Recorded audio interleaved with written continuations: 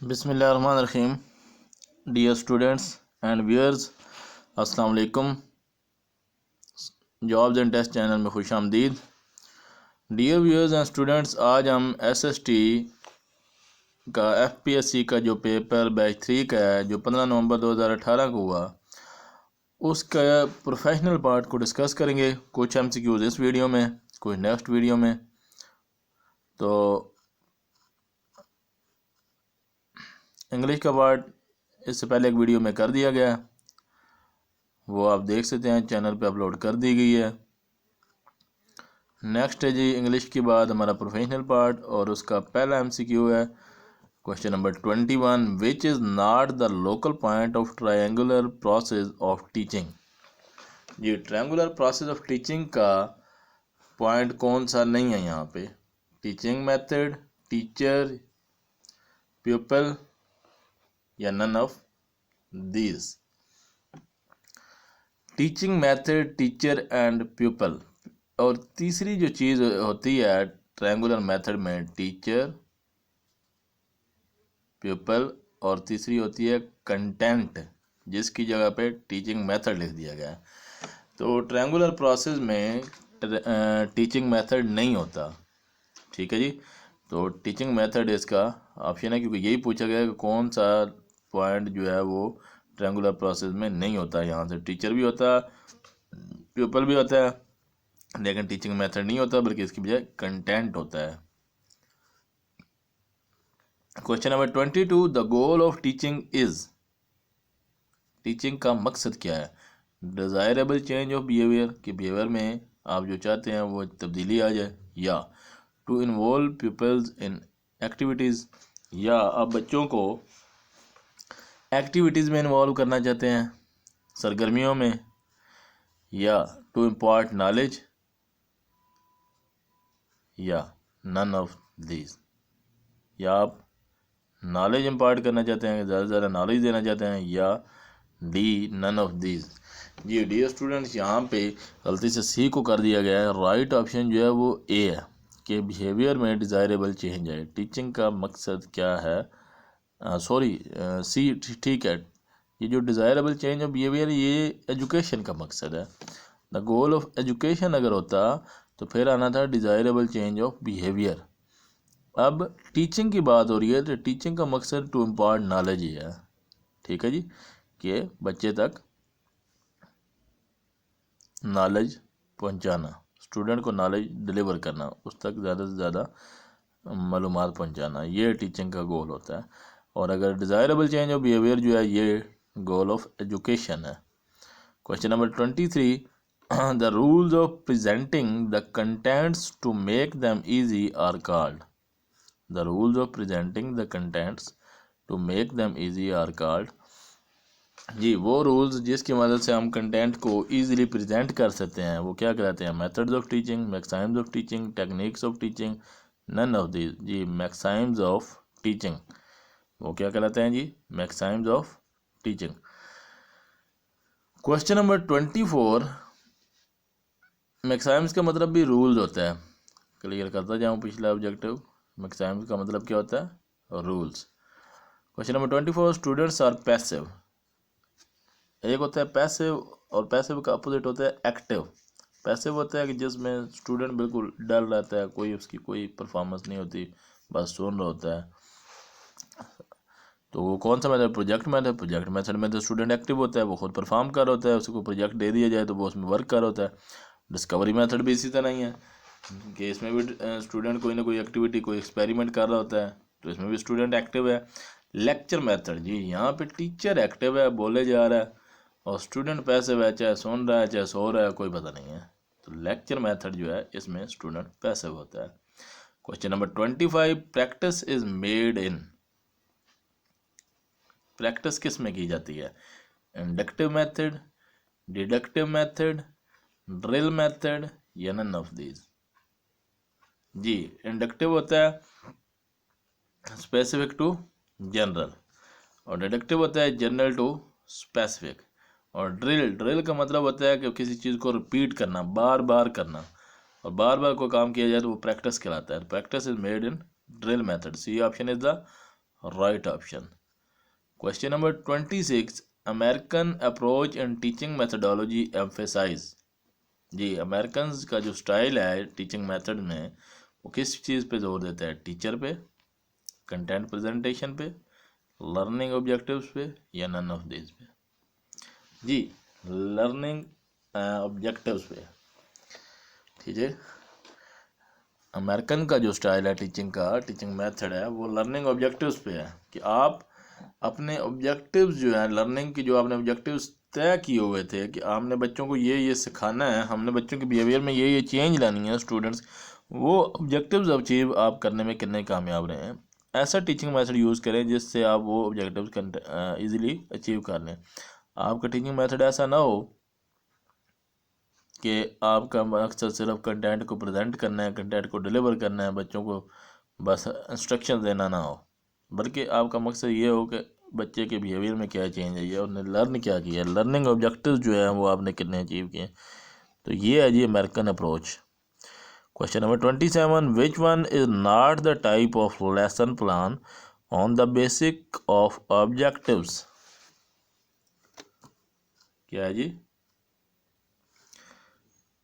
Which one is not the type of lesson plan on the basic of objectives? हाँ जी, objectives की बुनियाद पर lesson plan का हिस्सा क्या नहीं है? विच वन नहीं, सॉरी, हिस्सा नहीं, विच one is not the type of lesson plan. Lesson plan की जो टाइप्स हैं उनमें से कौन, ये टाइप्स लिखी गई हैं, इनमें से एक जो है वो नहीं है। कौन सी नहीं है? Micro lesson plan, connected lesson plan, affective lesson plan. जी, ये लेसन प्लान हमारे पास 3 किस्म के होते हैं। एक कॉग्निटिव लेसन प्लान, एक अफेक्टिव लेसन प्लान, और एक होता है साइकोमोटर लेसन प्लान। जो हमारे पास 3 डोमेन हैं उसके मुताबिक ये 3 लेसन प्लान होते हैं। कॉग्निटिव डोमेन से कॉग्निटिव लेसन प्लान बन गया, अफेक्टिव डोमेन से अफेक्टिव लेसन प्लान बन गया, और एक होती है साइकोमोटर डोमेन, उससे साइकोमोटर लेसन प्लान बनेगा। तो माइक्रो लेसन प्लान तो किसी कैटेगरी में आता ही नहीं है। ठीक है, तो जो है ये टाइप नहीं है लेसन प्लान की। Question number 28, which is not true about lesson plan. Lesson plan के बारे में ये कुछ बातें लिखी हैं, इनमें से ठीक कौन सी नहीं है? इट डेवलप कॉन्फिडेंस, कि ये कॉन्फिडेंस बहाल करता है। जी बिल्कुल, जो टीचर होता है वो जब प्लान करके आएगा, एक लेसन प्लान बना के लाएगा कि मुझे अपने क्लास में ये काम करवाने हैं, यही एक्टिविटीज़ करवानी है, यही एक्टिविटीज़ खुद करनी है, ये बच्चों से करवानी है, तो वो अपना टाइम बड़े तरीके से डिस्ट्रीब्यूट कर लेगा और अपना काम अपने मुकर्रर वक्त में ख़त्म कर लेगा कॉन्फिडेंस के साथ, क्योंकि उसने ऑलरेडी एक प्लान किया होता है, वर्क किया होता है। और अगर वो क्लास में वैसे ही चला जाएगा तो ज़ाहिर बात है कन्फ्यूज़ होगा, परेशान होगा।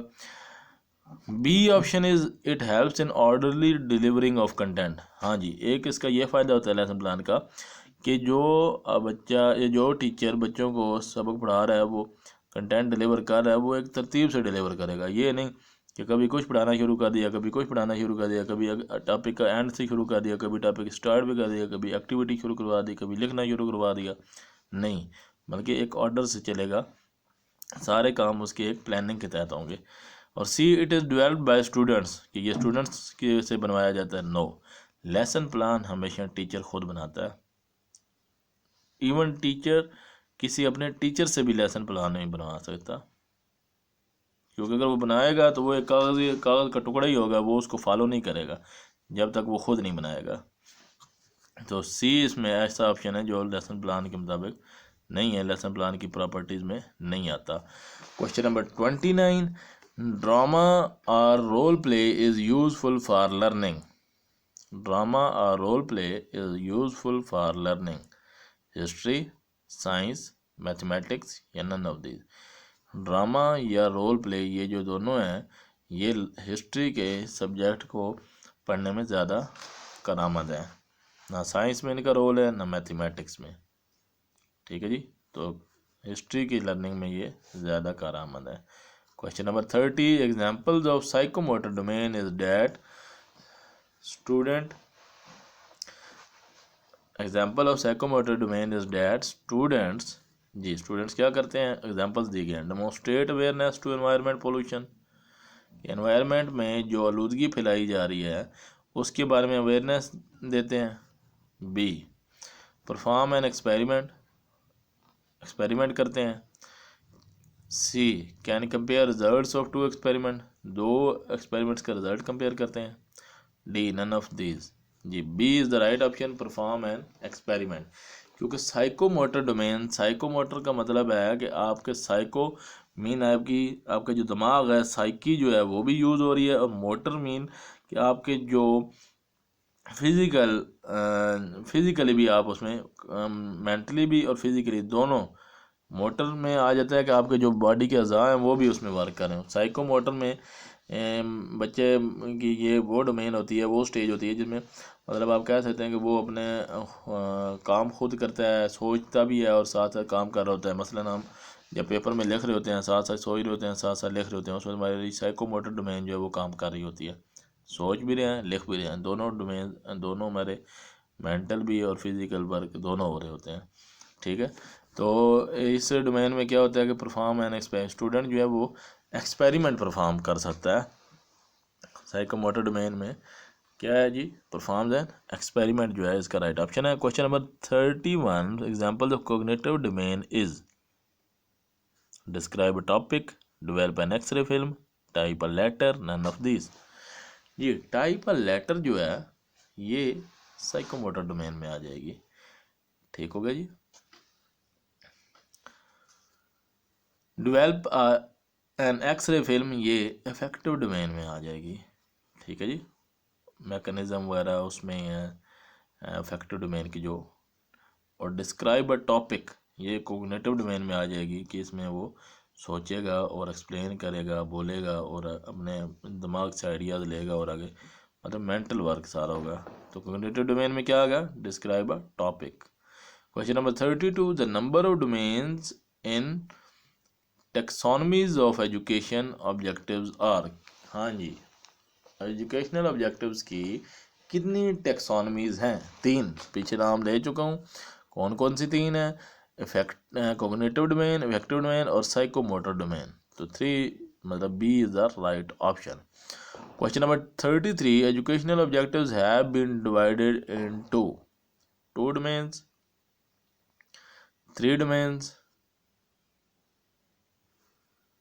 4 डोमेन, नन ऑफ दिस। जी सेम वही क्वेश्चन रिपीट हो रहा है, उधर टेक्सोनमी का वर्ड यूज़ किया है और number of domain and taxonomies of education objective वो भी 3 है, और education objectives have been divided into 3 domains ये भी एक ही बात है, एक ही क्वेश्चन है। Taxonomy of educational objectives was presented in जी 1956 में कॉग्निटिव डोमेन, 1964 में अफेक्टिव डोमेन और 1972 में जाकर साइकोमोटर डोमेन। ये 8-8 साल का इसमें गैप है और ये प्रेजेंट होती रही हैं। तो जो पहली टेक्सोनमी कॉग्निटिव डोमेन है वो 1956 में प्रेजेंट की गई। Question number 35, the classification of cognitive domain was presented by. जी कॉग्निटिव डोमेन जो है वो किसने प्रेजेंट की थी?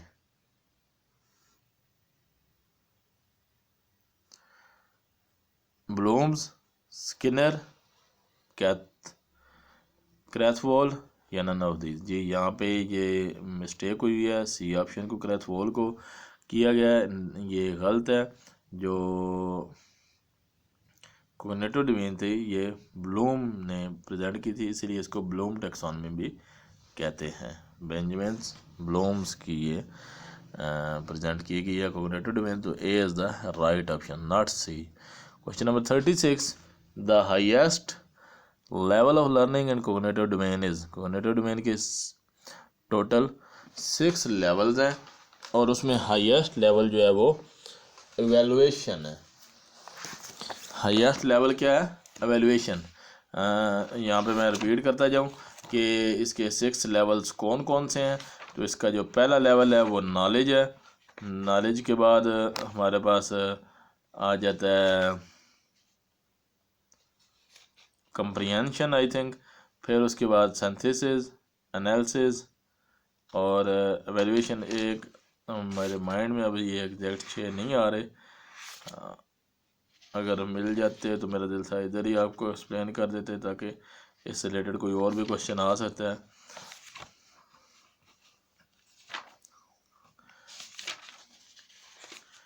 जी मिल गए, बताता चलूँ जी ताकि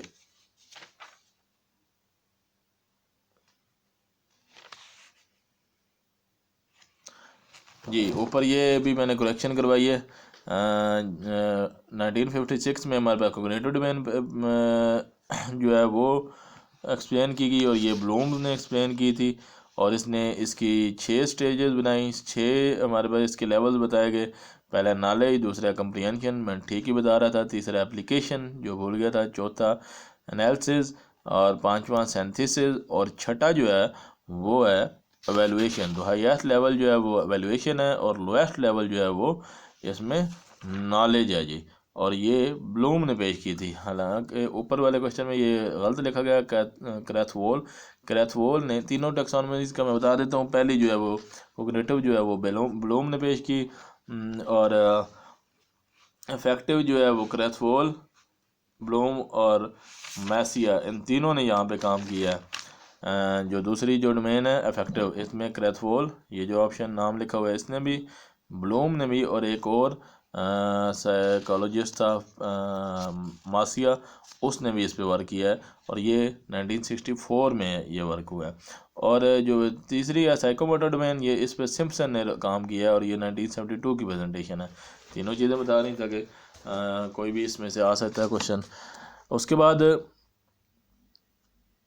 आगे जी question number 37, knowing, memorising and recalling is concerned with. हाँ जी, नोइंग किसी चीज़ को जानना, फिर उसको दिमाग में बिठा लेना और जब ज़रूरत पड़े तो उसको याद भी कर लेना, रिकॉल दोबारा, is concern with comprehension, application या नॉलेज। नॉलेज के साथ ये कंसर्न करता है। नॉलेज जब बंदे के पास आ जाता है तो उसका मतलब क्या होता है कि वो किसी चीज़ के बारे में इल्म रखता है, जानता है, उसको उसने अपने दिमाग में स्टोर किया हुआ है और ज़रूरत के बाद उस स्टोर की हुई चीज़ को आगे प्रेजेंट भी कर सकता है।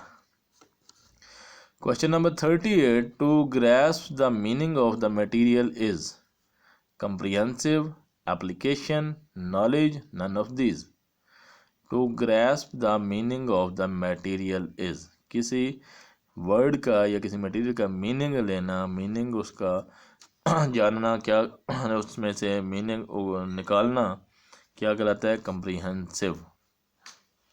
कंप्रीहेंसिव नहीं, कंप्रीहेंशन होगा, क्योंकि ये इसकी दूसरी स्टेज होती है और कंप्रीहेंशन का मतलब यही होता है, ये जैसे कंप्रीहेंशन पैराग्राफ होते हैं कि एक पैराग्राफ इंग्लिश में दे दिया जाता है और उसको पढ़कर आपने उसके नीचे क्वेश्चन का आंसर देना होता है। तो यहाँ पे भी यही है कि आपने उस मटेरियल में से उसका मीनिंग जो है वो ग्रैस्प करना, उगलना, उसमें से हासिल करना, ये कंप्रीहेंशन में आ जाता है। उसके बाद 39 है, to use previous learn material in new situation is, पीछे वाला, पहले वाला की याद किया हुआ मटेरियल नई सिचुएशन में यूज़ करना क्या कहलाता है? एप्लीकेशन। आप पास जो नॉलेज है ऑलरेडी, उसको किसी नई सिचुएशन में इस्तेमाल करना क्या कहलाता है? एप्लीकेशन, ना ही कंप्रीहेंशन। कंप्रीहेंशन बात पीछे हो चुकी है कि किसी मटेरियल का या किसी वर्ड का मीनिंग जो है अखज़ करना, वो कंप्रीहेंशन कहलाता है। एप्लीकेशन होता है कि प्रीवियस नॉलेज को किसी न्यू सिचुएशन में यूज़ करना। और आगे चलते हैं, question number 40, to put ideas together to form a new whole, मुख्तलिफ आइडियाज़ को इकट्ठा करके एक नया आइडिया प्रोड्यूस करना सिंथेसिस कहलाता है जी। काफ़ी इजी पेपर था वैसे, ये सारा का सारा एक जगह से उठाया गया टॉपिक्स में से, लेकिन इंग्लिश इतना ही मुश्किल था। इंग्लिश का पोर्शन, एक साइड से फ़ायदा हुआ है, एक साइड से नुकसान भी हुआ है, लेकिन आगे सिंथेसिस इसका राइट ऑप्शन जी। Question number 41, the intellectual skills are reflected by, intellectual skills जो है वो किस से रिफ्लेक्ट होते हैं? कोग्निटिव डोमेन, इफेक्टिव डोमेन या साइकोमोटर डोमेन? जी, कोग्निटिव डोमेन से इंटेलेक्चुअल स्किल्स होते हैं जी। Next, the affective domain was classified by Bloom, Simpson, Krathwohl, none of this. जी, ये इसका भी ऑप्शन गलत लगा हुआ है, ब्लूम नहीं है, इसका क्रैथहोल है। मैंने पहले सारी डिटेल बता दी है, ब्लूम, क्रैथहोल, और ब्लूम ने थोड़ा बहुत इसमें कहा, मेन वर्क जो है वो क्रैथहोल का है, ना ही मासिया का जो मैं पहले नाम बताया मैसिया, और ना ही ब्लूम का। इसमें ब्लूम का मेन जो वर्क है वो कोग्निटिव डोमेन में, और सिम्पसन का जो है वो साइकोमोटर डोमेन में है। The lowest level of learning in affective domain is responding. हाँ जी, इसके लेवल्स भी मैं बता देता हूँ कि इसके कितने लेवल्स हैं। जिस तरह हमारे पास कोग्निटिव डोमेन के लेवल्स थे टोटल कितने 6, इसी तरह अफेक्टिव डोमेन के भी टोटल लेवल्स हैं 5, जिसमें पहला है रिसीविंग, दूसरा है रिस्पॉन्डिंग, तीसरा है वैल्यूइंग, चौथा है ऑर्गेनाइजिंग या ऑर्गेनाइजेशन, पांचवा करेक्टराइजेशन। जी डियर स्टूडेंट्स, रिसीविंग जो मैंने पहला बोला है उसे हम अटेंडिंग भी कहते हैं। तो लोएस्ट लेवल जो है इसमें वो है attending C. C is the right option, not A. Responding is wrong option. C attending और receiving is the right option. ये लोएस्ट लेवल है और इसी इफेक्टिव डोमेन का हाईएस्ट लेवल जो है वो करेक्टराइजेशन है या करेक्टरिस्टिक्स भी है, करेक्टराइजेशन ही बोला जाता है। और जो दूसरा लेवल, ये पहला लेवल जो है वो अटेंडिंग या रिसीविंग, दूसरा रिस्पॉन्डिंग जो यहाँ पे पहले के तौर पे जाना गया है लेकिन वो गलत है, तीसरा वैल्यूइंग, चौथा ऑर्गेनाइजेशन और पांचवा जिसे हम हाईएस्ट लेवल ऑफ कहते हैं लर्निंग इन इफेक्टिव डोमेन वो है करेक्टराइजेशन। जी question number 44, willingness to attend to particular phenomena. जी ये नीचे वही करेक्शन कर दी गई लेकिन वो गलत रिस्पॉन्डिंग पे लगा हुआ है। Willingness to attend a particular phenomena, किसी फिनोमेना को अटेंड करना या एक्सेप्ट करना, एक्सेप्ट करने की ख्वाहिश इरादा जाहिर करना, वो कहलाता है अटेंडिंग या रिसीविंग। या आप किसी फिनोमेना को एक्सेप्ट कर रहे हैं, अपने दिमाग में बिठा रहे हैं, कोई नई चीज़ है उसको अटेंड कर रहे हैं, रिसीव कर रहे हैं, एक ही मीनिंग में आ जाए। तो ये इसका फर्स्ट लेवल है, लोएस्ट लेवल जिस पे हम कहते हैं इफेक्टिव डोमेन का। Question number 45, last MCQ of the lecture. बाकी जो रह गए इंशाल्लाह नेक्स्ट वीडियो में ज़रूर डिस्कस किए जाएंगे डिटेल से। इधर ये करेक्शन भी काफ़ी करने वाली हैं। ये पेपर मुझे एक साइट से मिला, मैंने सोचा आपसे डिस्कस कर लिया जाए। तो क्योंकि जिस साइट पे ये अपलोड है उस पे ये मिस्टेक्स की गई हैं तो मैं साथ साथ करेक्शन भी कर रहा हूँ। Which sub group of affective domain focus on active participation. Which sub groups of affective domain focus on active participation. जी एक्टिव पार्टिसिपेशन क्या होता है कि आपसे क्वेश्चन किया गया क्लास में, तो अगर आप एक्टिव हैं तो आप फ़ौरन उसको रिस्पॉन्ड करेंगे, आंसर देंगे, ठीक है। तो इफेक्टिव डोमेन में एक्टिव पार्टिसिपेशन के ऊपर जो फोकस होता है वो किस सब ग्रुप में होता है, रिस्पॉन्डिंग, जिसे हम दूसरा लेवल कहते हैं। और तीसरा लेवल है वैल्यूइंग और चौथा है ऑर्गेनाइजेशन और पांचवा है करेक्टराइजेशन। तो B is the right option. जी डियर स्टूडेंट्स, ये थे 25 पेडागोजी से रिलेटेड FPSC SST का 15 नवंबर 2018 के बैच 3 का 25 क्वेश्चन। बाकी 45 क्वेश्चन और हैं जो इंशाल्लाह नेक्स्ट वीडियो में डिस्कस ज़रूर किए जाएंगे। दुआ में याद रखिएगा। शुक्रिया, खुदा हाफिज़।